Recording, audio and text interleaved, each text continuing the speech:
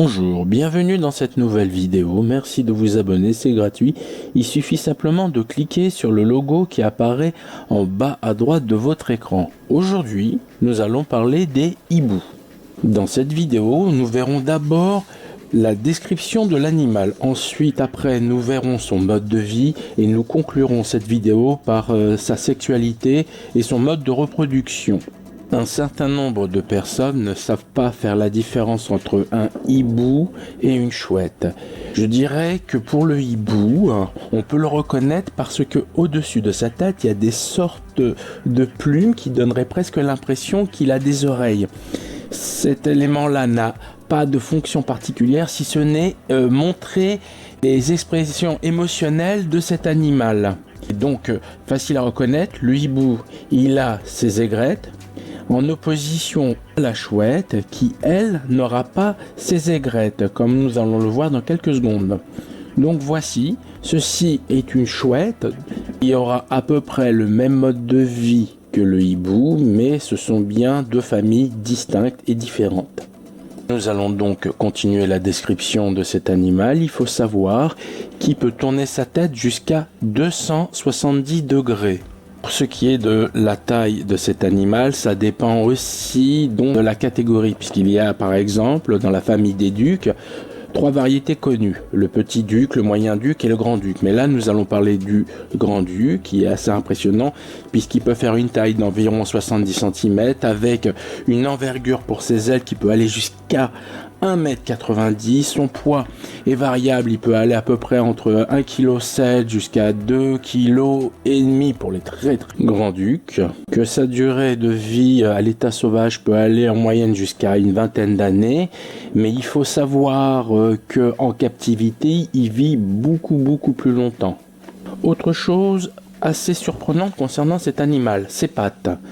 Généralement, on se les imagine toutes petites simplement parce qu'on ne voit jamais plus que le bout de ses pattes. Mais il faut savoir que son corps est majoritairement composé de plumes, énormément de plumes, à tel point que réellement cet animal a de longues pattes, ce qui lui permet en vol de pouvoir saisir des proies avec une très grande facilité.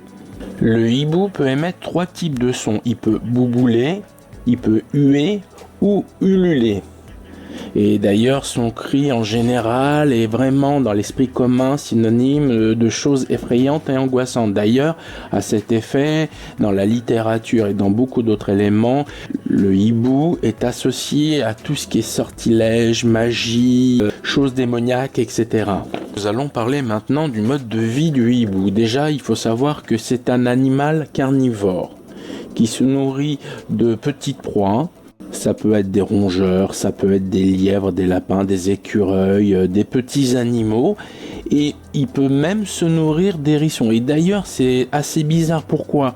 Parce que morphologiquement, il n'est pas équipé pour pouvoir être protégé avec les blessures que pourrait engendrer un hérisson. Et pourtant, il se débrouille très bien.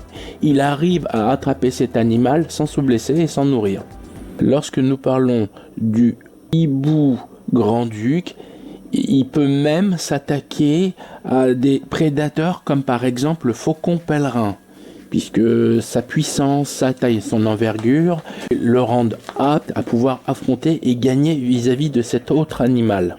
Comme le hibou est un animal sédentaire, il doit avoir un nid pour lui et pour sa compagne. Mais étant un animal opportuniste, il lui arrive fréquemment de s'emparer d'un nid déjà fabriqué par une autre espèce. Ou alors, ça lui arrive aussi de construire une sorte de cuvette au sol pour y faire son nid. Ou alors, encore, il va dans des hauteurs, il cherche des petits renfoncements dans les rochers, des endroits où il pourrait être tranquille et en sécurité pour pouvoir faire ses petits. Chose assez amusante, on va parler de fauconnerie, c'est-à-dire vous prenez des humains qui éduquent des oiseaux pour pouvoir chasser et pour pouvoir obéir donc à cet humain. Et habituellement, on utilise des faucons, on utilise des animaux familiers donc de ce genre d'attitude. Mais peu de gens savent que l'on peut aussi utiliser les chouettes qui se montrent assez coopératives vis-à-vis de ça.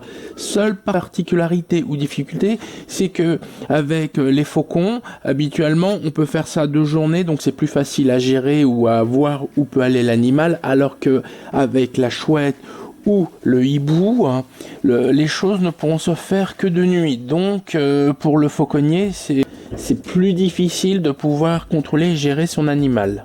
Petite anecdote amusante, nous allons aller en 1986 dans la ville de New York et il faut savoir que les responsables de la ville avaient fait fabriquer une trentaine de faux hiboux qu'ils avaient installés à des endroits stratégiques de la ville pour effrayer les pigeons.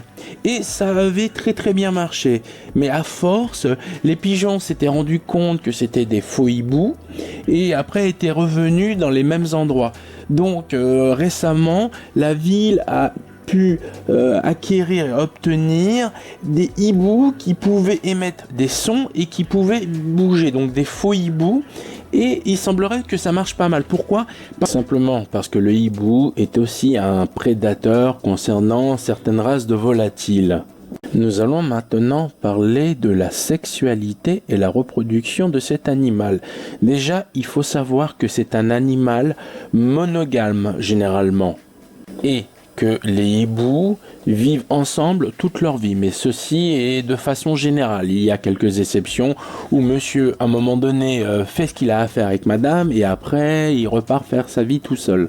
La reproduction de cet animal dépendra de pas mal de critères par rapport au nombre de nourriture disponible dans son territoire, par rapport à la météo, parce que s'il fait trop froid, il préférera utiliser son énergie plus pour survivre que pour se reproduire. Donc de nombreux paramètres jouent pour pouvoir mettre les hiboux en disposition et aptitude optimale pour pouvoir se reproduire.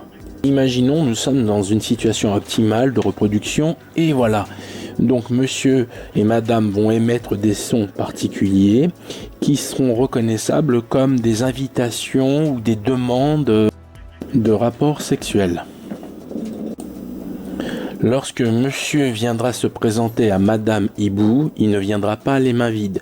Il viendra avec une proie et si cette femelle accepte la proie, ça voudra dire aussi qu'elle accepte le rapport sexuel. Ces rapports sexuels dureront de nombreux jours. Et si je devais déterminer une période dans l'année plus propice à ces accouplements, je le situerais, mais c'est vraiment approximatif, entre décembre et mai. Lorsque monsieur et madame auront des petits, ça sera monsieur qui s'occupera de la nourriture et c'est la maman qui s'occupera de les couver tant qu'ils sont en sous forme d'œufs et ensuite de s'occuper d'eux dès que les œufs auront éclos. Voilà, merci, bientôt de nouvelles vidéos, merci de vous abonner, à bientôt.